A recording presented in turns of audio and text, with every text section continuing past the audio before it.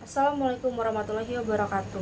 Perkenalkan, nama saya Anisya Putri Rahmawati, NPM 234120517 AKT 23A.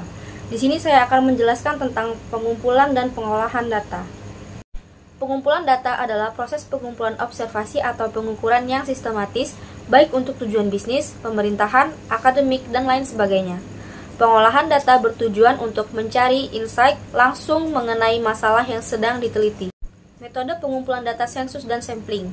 Sensus adalah cara pengumpulan data di mana seluruh elemen populasi diselidiki satu persatu.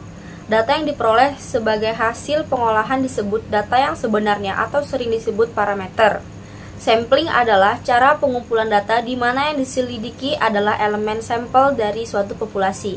Data yang diperoleh dari hasil sampling merupakan data perkiraan.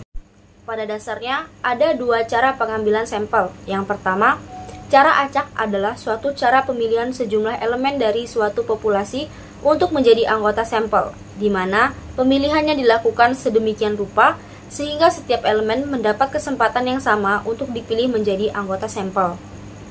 Yang kedua, cara bukan acak adalah suatu cara pemilihan dari populasi untuk menjadi anggota sampel, di mana setiap elemen tidak mendapat kesempatan yang sama untuk dipilih.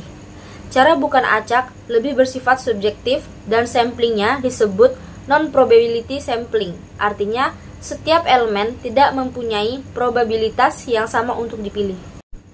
Alat pengumpulan data. Apabila metode pengumpulan datanya sudah ditentukan, kemudian ditentukan alat untuk memperoleh data dari objek yang akan diteliti. Alat atau device untuk memperoleh keterangan dan objek atau elemen antara lain: 1.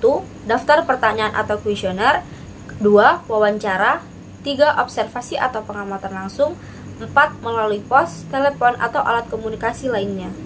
Pengolahan data. Data mentah adalah hasil pencatatan peristiwa atau karakteristik elemen yang dilakukan pada tahap pengumpulan data. Agar data mentah yang telah dikumpulkan tersebut lebih berguna, maka perlu diolah. Pengolahan data pada dasarnya merupakan suatu proses untuk memperoleh data atau angka ringkasan berdasarkan kelompok data mentah. Data atau angka ringkasan dapat berupa jumlah atau total, proporsi, persentase, rata-rata, dan sebagainya.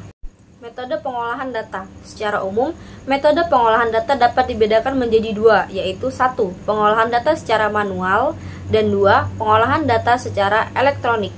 Tahap persiapan dalam pengolahan data: 1. Pengeditan atau editing, 2. Pemberian kode atau coding, 3. Pemrosesan data atau data processing. Jenis-jenis pengukuran. 1. Skala nominal atau data discrete.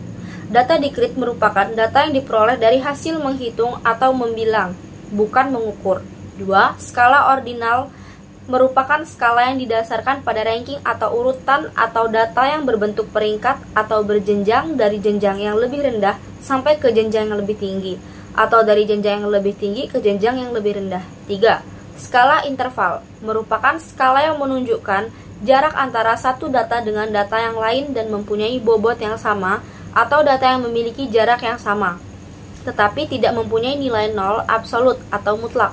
Yang keempat, skala rasio merupakan skala pengukuran yang mempunyai nilai nol mutlak dan mempunyai jarak yang sama, atau data yang memiliki jarak yang sama dan mempunyai nilai nol absolut. Sumber data penelitian terbagi menjadi dua, yaitu data primer dan data sekunder. Data primer adalah data yang diperoleh peneliti secara langsung atau dari tangan pertama, sementara data sekunder adalah data yang diperoleh peneliti dari sumber yang sudah ada. Contoh data primer adalah data yang diperoleh dari responden melalui kuesioner, kelompok fokus, dan panel, atau juga data hasil wawancara peneliti dengan narasumber.